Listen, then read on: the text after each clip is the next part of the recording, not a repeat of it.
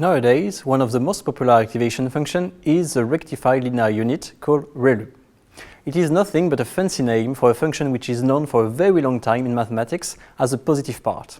It is equal to 0 if the input is negative and the identity if the input is positive. In deep learning, people really like to invent all ideas by giving them new names, so here we are. Several comments on this function.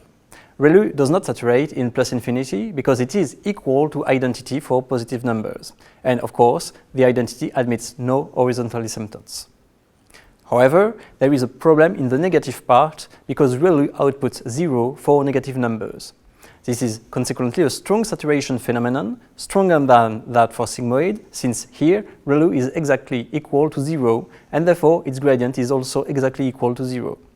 It means that if a linear combination is negative, it is impossible to learn the best weight and biases with a gradient descent.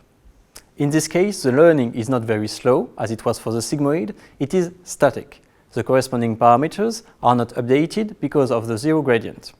When a neuron outputs 0, we say that it does not activate, and we will talk about this phenomenon in the next slide. For now, let us just notice that computing ReLU is cheaper than computing sigmoids, since ReLU just involves a test about the positivity of the input. It has also been observed that the training of a network that uses ReLU activation function may be faster than the same one using sigmoid. Besides, ReLU seems to be biologically plausible. The firing frequency of a neuron depends on the strength of the input signal it receives. The stronger the signal, the higher the frequency. Since time is absent from our model, we can model this fact by having an output which depends linearly on the strength of the input signal if this signal causes the neuron to activate. Using the ReLU function in neural networks is by no means new. The idea originates from 1975 and 1982. It is true that this function has gained in popularity near 2010. It was used inside convolutional neural networks.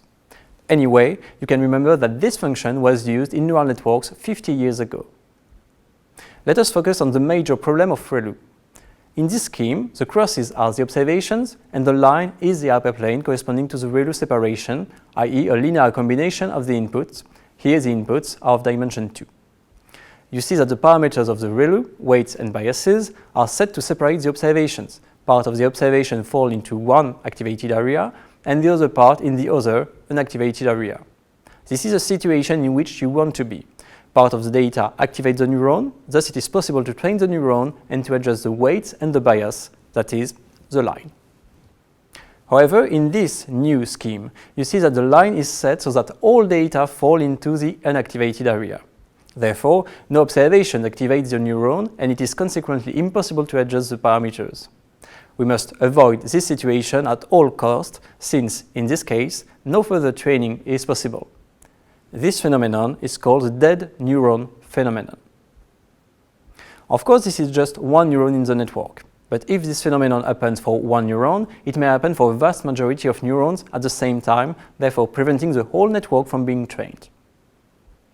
One classical way to circumvent the problem of dead neurons is to set the initial biases to strictly positive quantities. If you do so, you force neurons to activate at the beginning of the training, and you hope to reduce the number of dead neurons when the training goes on.